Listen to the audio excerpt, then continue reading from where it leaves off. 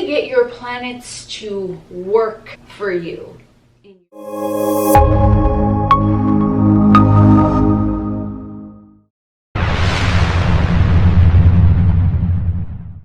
What is up, alienARMy? I'm Oculus, the alien next door, purveyor of esoteric lore. And on this channel, we discuss everything out of this world. Today's topic, we're going to be jumping a little bit into astrology, and this is something I don't really know if it's been said. I mean, at least it's not been said anywhere that I've read about it or heard about it or seen it or anything like that. So it might be out there. I don't know. I don't care, but you know, I'm gonna put my little spin on it because it's my motherfucking channel.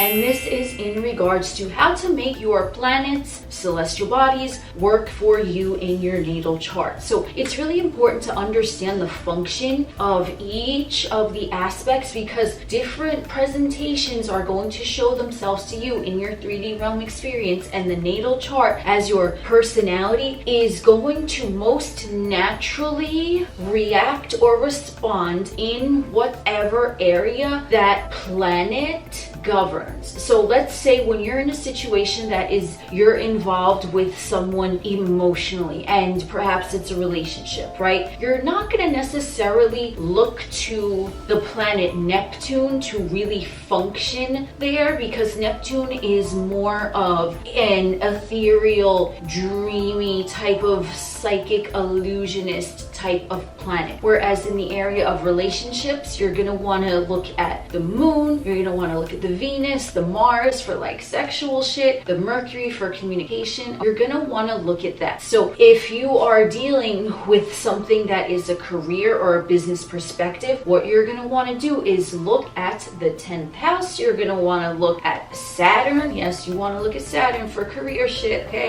No joke.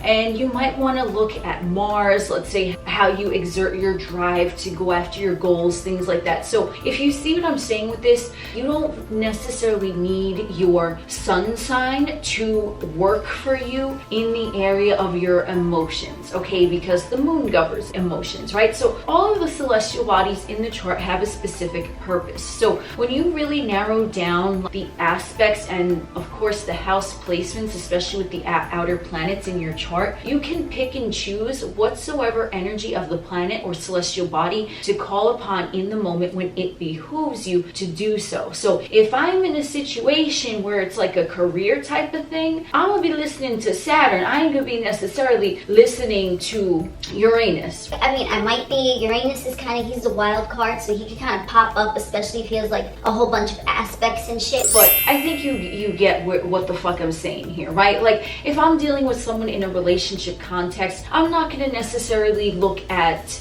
my Jupiter sign, right? Because Jupiter is kind of like, you already attracted whatever the fuck Jupiter is bringing to you. Now you're in it, so you want to like look maybe at the Venus and the moon, shit like that. So it's going to be different for different areas. So to utilize the power of each of these planets, now we can look at the planets as being actual physical objects. Maybe they are, maybe they're not. I mean, they could be, they might not be, but either which way, the energy of the planet in astrology is charged up. So let's say the name Jupiter, the name Jupiter is charged up with the energy of Jupiter, and you could look up the energy of Jupiter. This isn't going to go into in-depth like that, but you probably already know what the fuck I'm talking about. So we're going to look at the energy of Jupiter, and we're going to be like, okay, so this is what naturally gravitates towards me. This is things that come easily and all of that jazz, right? When we look at the Mercury sign, we're going to be like, that's how your communication style is, how you take in information that's in front of you. Uranus is going to be more like information that is dropped on you, like with claircognizance. Like you're just be like, whoa, I know that shit. So if you want to look at intuition stuff, you're gonna see how your Uranus is aspected as well as your Neptune and things like that. So when we are looking at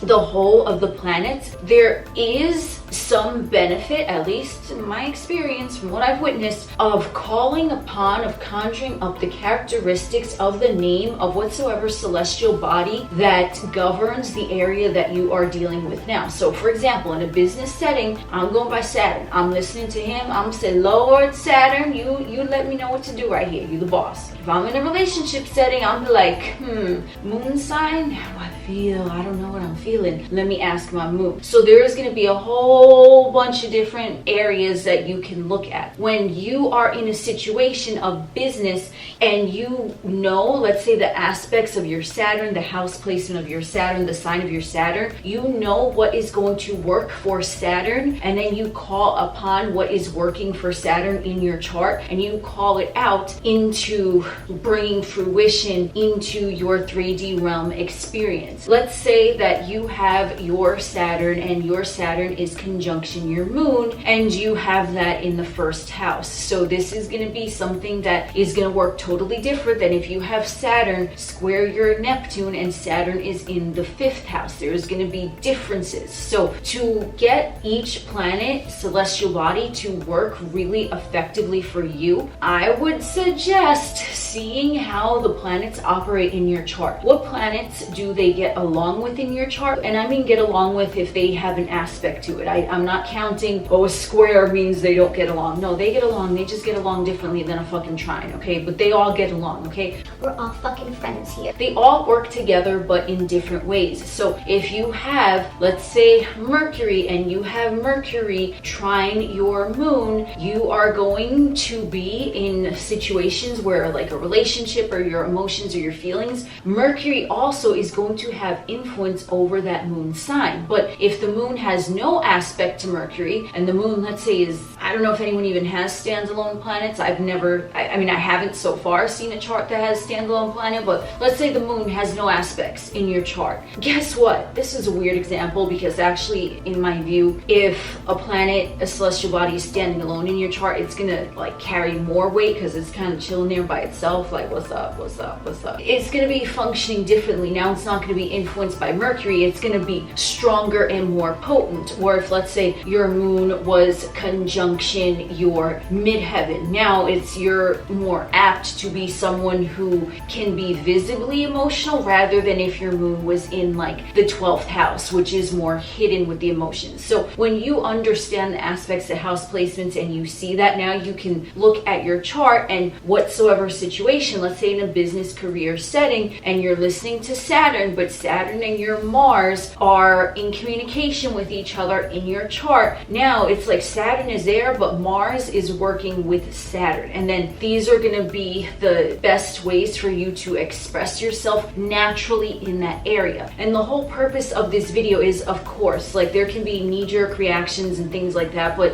if you study your chart and you actually conjure up the energy, because like I said, the names of these celestial bodies are conjured up, right, with whatever that is. So if you're in a situation and it behooves you to get a little bit aggressive, you want to conjure up whatever energy Mars is bringing in your chart, and you want to understand how Mars is operated. Mars in aspect to Venus can be different than Mars in aspect to Pluto. So you want to understand how, let's say in that situation, your temper or aggression would come out, and then you use that to your benefit, because now you're not only utilizing the energy of your Mars placement, but you see how Mars connects with Pluto or the moon or whatsoever else is going on with that Mars. And then you're like, I see what this is. And then now you are able to funnel that energy by being in whatsoever situation you're in and calling upon the energy of the planets, because those planets are going to be the most naturally functioning in whatever area it is. So when you're having sex, your Mars, he gonna be at the forefront rather than your fucking Saturn, right? Like there's gonna be a difference going on, okay? So whatever experience you're in,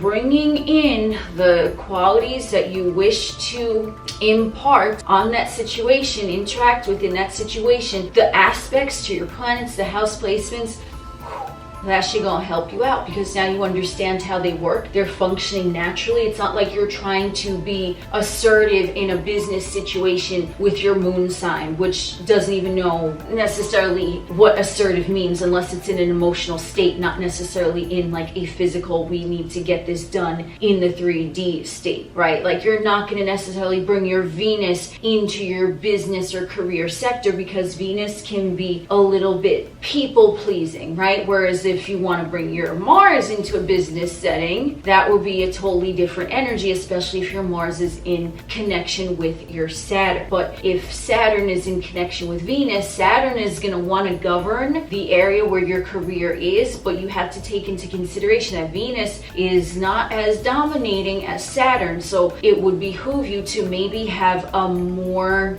proactive approach with working together with other people, but still setting your foot down the way Saturn would. The same situation, if Saturn is an aspect to Mars, it would behoove you to be more aggressive because these two planets are functioning together. So if the planets have aspects to each other, you want to look at what aspect they form, you want to look at what house they're in, and that is going to be the way that you are in your personality going to naturally be able to express yourself to the utmost of your ability, because you're calling upon the energy of the planet. Like Saturn, business, career, finance, this is what I know. Boom, I got you, right? You're going to look to Saturn. You're going to see who he's talking to in your chart, like the aspects, the house placement.